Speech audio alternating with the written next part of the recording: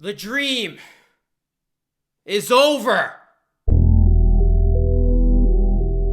What is going on, Rosano Nation, Raptors Nation? Welcome back to another edition of Raps Report, a podcast where I talk about the Raptors and the NBA. I'm your host, Luca Rosano, and I am a dejected Luca Rosano after finding out the news that I didn't want to see. Giannis Antetokounmpo resigns with the Milwaukee Bucks. It was reported by Shams that Antetokounmpo is signing a landmark NBA contract, 5 years, $228.2 million. He remains a Milwaukee Buck. And then Giannis took to social media to post this. This is my home. This is my city. I'm blessed to be able to be a part of the Milwaukee Bucks for the next 5 years. Let's make these years count. The show goes on. Let's get it.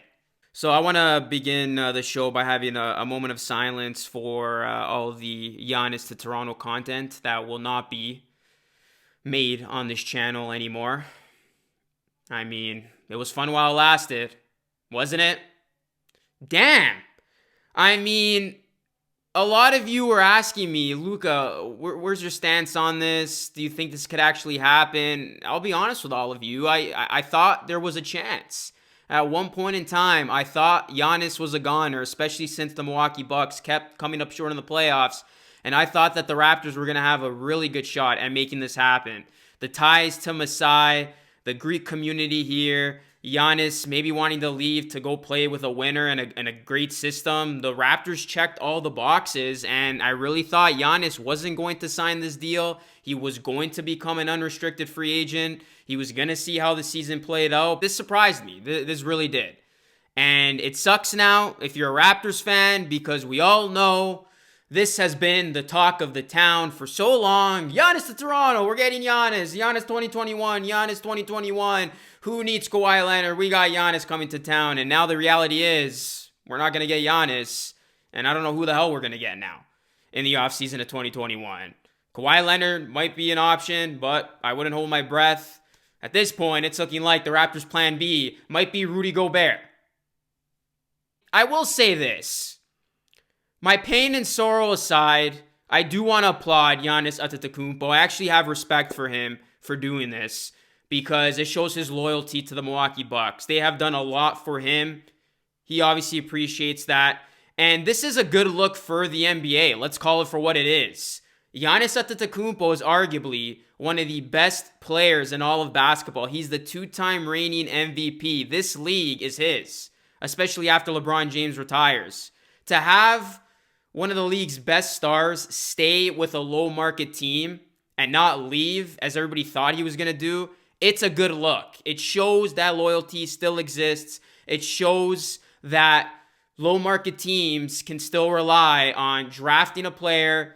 He ends up being a superstar, and even if they don't win a championship right away, he stays for the long haul. Now, we'll see what happens in Milwaukee. If the Milwaukee Bucks fall short this season, there's no pressure now because he's locked up. So that's the part that shocked me more, that Giannis did sign this before the season started. If the Bucks went on to have a good season and they even made it to an NBA Finals and then he signed this contract, it would have made sense.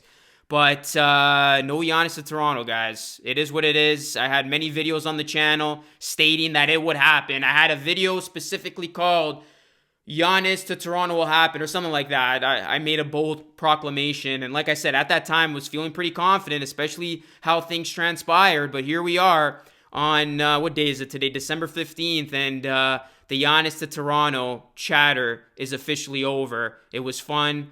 It was entertaining. And now the Raptors got to pick a next target that we can have hope that we could sign one day. I am glad that since Giannis to Toronto isn't happening, that Giannis is staying with the Bucks, because it would have been more gut-wrenching if he hadn't come here and instead he went to go sign with the Warriors, making that a super team for the next 5 years, or signing with the Miami Heat, making that a super team, or signing even with the Lakers if they somehow were able to make that work and making that a super team. So at least there's no super team there's still a balance of power in the NBA and in the East, and he does stay with the Bucks. As a Raptors fan, it sucks. I'm sure it sucks for every other Raptors fan watching this, but let's move on now. Let's stop talking about Giannis. Let's now focus on the team that we do have, and let's focus on making this one of our best seasons yet. We got a lot of great talent. The future's still bright. And we'll worry about next offseason when next offseason comes. I actually did a video on this, a show on this a couple weeks ago, that if Giannis is off the board, which he now is, what is the Raptors' plan B? Go check that out. I go over some options, and yes, Kawhi Leonard is one of them. That could be highly unlikely at this point, but it's still an option if he does become available. But there are some other options that could be pretty interesting for the Raptors to explore at the end of this season. But again, don't want to talk about that because we still haven't even begun this 2020-2021 season. At least the attention is off now. We can move on. We can put this chapter to rest, and there will officially be no more Giannis to Toronto content on this channel. Unless I do a video titled, Why Giannis Antetokounmpo Will Come to the Raptors in 2025. I promise I won't do that. Well, at least not anytime soon. That's it for me, guys. Wanted to do a quick reaction pod. Just giving you my raw thoughts to this breaking news. Giannis is staying put in Milwaukee.